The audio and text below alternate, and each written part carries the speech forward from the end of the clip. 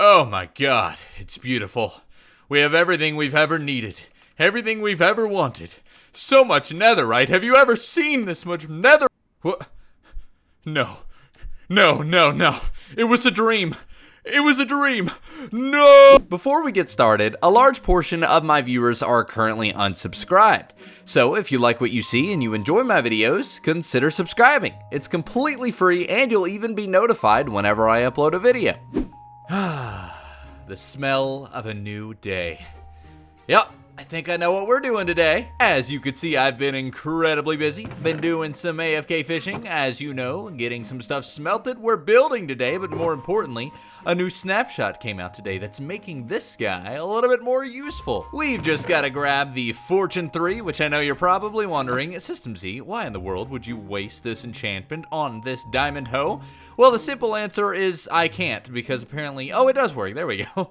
Apparently, they've updated it so that diamond hoes are actually useful. You can now apply these enchantments to them, so I want to try it out. So, hypothetically speaking, this should now give us a little bit more carrots than it would typically, which is going to be great for trading with the villagers, which I have been doing a lot of, but that's besides the point. Today, we're gonna do a lot of cool stuff. We're gonna build an entirely new building that could technically be my starter base, but it's actually going to be dedicated to storage and basically anything that involves crafting or recipes.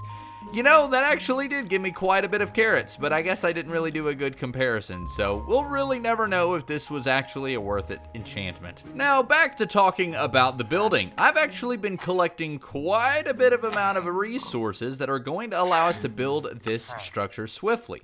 Now, I want to make sure that it's just big enough to be able to support essentially all of the main crafting villager stations, like the grindstone or the smithing table, and various different blocks like that, while also being able to support the very extensive amount of storage that I'm going to need to keep up with the building that is going to occur in this Let's Play. Now, as you can see, if we head over here to this little island, I've actually got a great frame for what exactly this is going to look like. So we're gonna go ahead and get started. I'm gonna need a couple of things. Like, for example, we're going to need bricks and a lot of them. And we're basically going to need everything else that you see in here. So I've got some crafting to do, but hopefully this will come together very smoothly. First up, we are gonna go ahead and lay down a layer of 2 bricks around this entire structure. That'll give us a little bit of a color and a little bit more detail. Looking good, looking good. Now we're gonna do the same thing, but with terracotta. Perfect, and follow that up with 1 layer of brown mushrooms, which is then going to be surrounded by a layer of slabs to kind of separate the 2 colors. Now, the next step is going to be a little bit more tricky, but we'll have to get to that here in just a moment. But first, we need to take a step back, devour some cookies, and ponder on what the meaning behind this beautiful art of a build actually is. Existential crisis aside, we're gonna go ahead and cap this off with red mushroom blocks. But hold up, it's going to look a little bit weird. And that's because we're actually going to strip this texture and actually use the internal mushroom block for this layer. So this is gonna take a lot of work. 10 hours of work specifically, or at least it feels that way. As you can see, this is what it looks like, and it looks very nice. But before we ponder some more about what the art behind this build looks like, we're gonna need to do the roof, which I know what you may be thinking, good luck with that, Z. I mean, it's very hard to do this on a slant, but it's actually not. It's gonna be a little bit easier than you may think. The way we're gonna do this is use slabs and slowly go up. It does get a little tricky when you reach points like this, but you always just get a little bit of dirt and move over just a little bit to the side, and there we go, and just keep going with the flow. Fill in the gap with some mushroom stems, and you get this. Now, it looks a little bit weird, but once we add in some of the final details, it's going to look amazing. In fact, it's going to look a little something like this.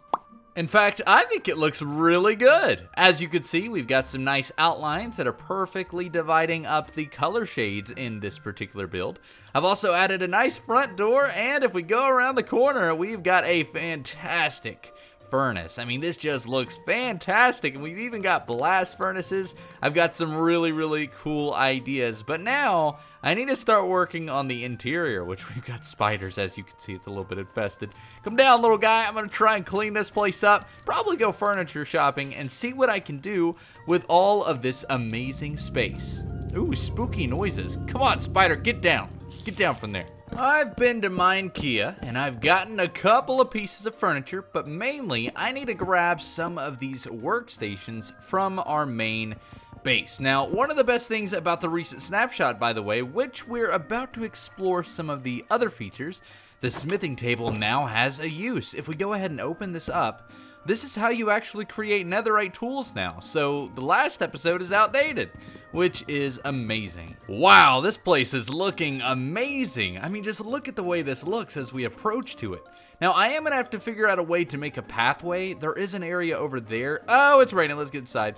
An area all the way over there where I can, you know what, you don't care about that. Look at this place. Wow, it has come together. Now, like I said, I haven't really been to Minecraft yet, or maybe I said I have. I don't really know at this point, but as you can see, I've got a couple of different decorations in. We've got the furnace, which is looking great. Obviously, we've got the 3 main furnace types up there. And of course, up here is where we're actually going to be putting our enchantment table. So let's climb the ladder. This is actually going to be a really odd design as far as the shape goes. And truth be told, I don't even think I really have enough bookshelves.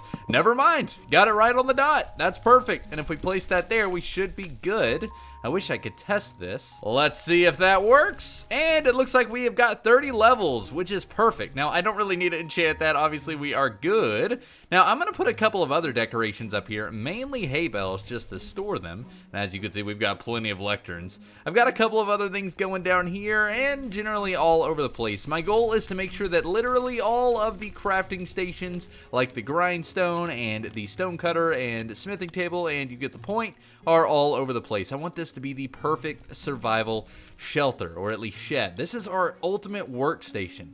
So, in the meantime, while I'm doing all of that, let's take a moment and travel to the nether. Because, truth be told, one of the most underrated features was recently added in the last snapshot, 20W10A.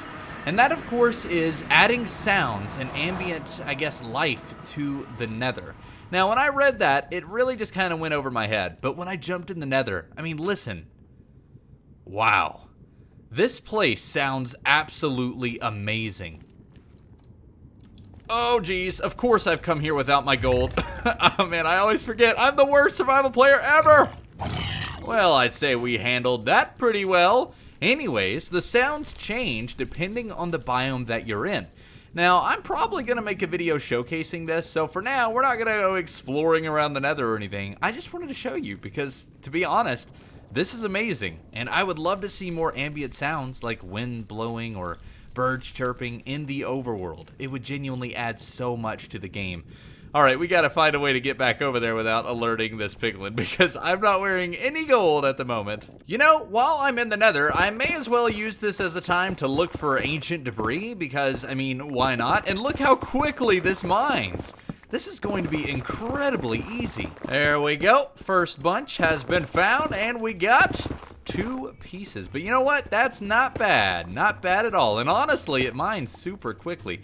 The netherite pickaxe that I've currently got, which is presumably the best, has absolutely got to be the best way to get ancient debris. I mean, at this rate, it is going to be incredibly easy to get netherite armor and tools, but we're going to take it one day at a time. For now, we'll be able to make a netherite sword, which means we are going to be an unstoppable force of power. I think the only downside here is that it obviously uses the netherite pickaxe, and it is going to drain the durability because of how quickly it mines through the netherite.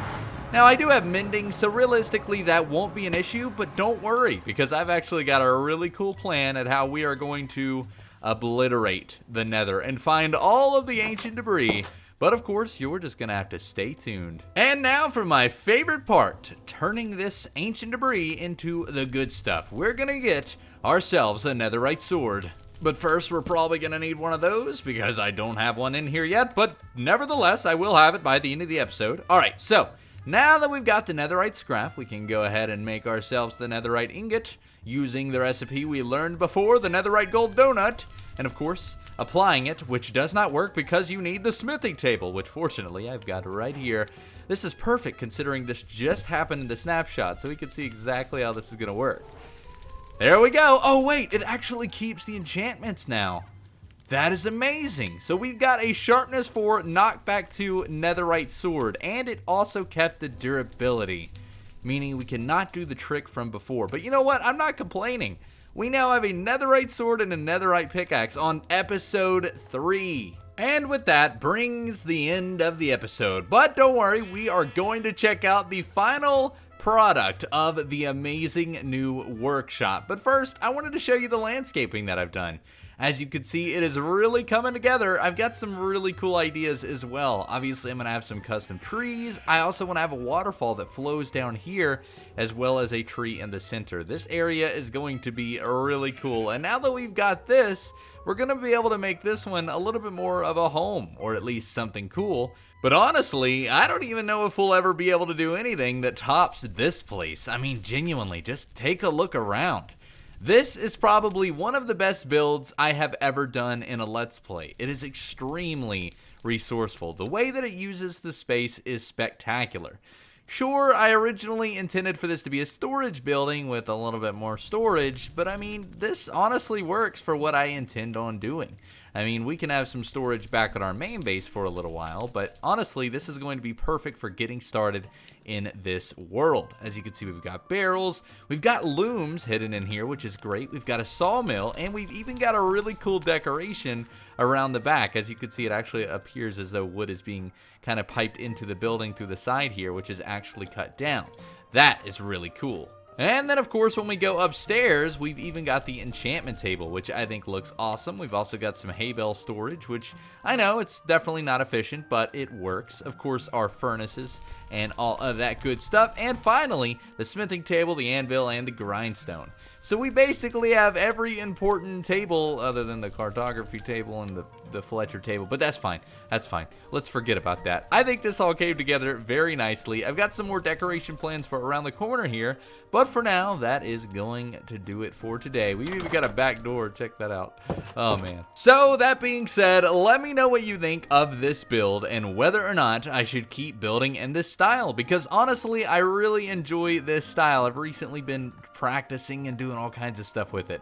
But anyways, if you did enjoy, make sure to leave a thumbs up and consider subscribing and turning on notifications to be alerted whenever I next upload a video so that you never miss an episode of this Let's Play.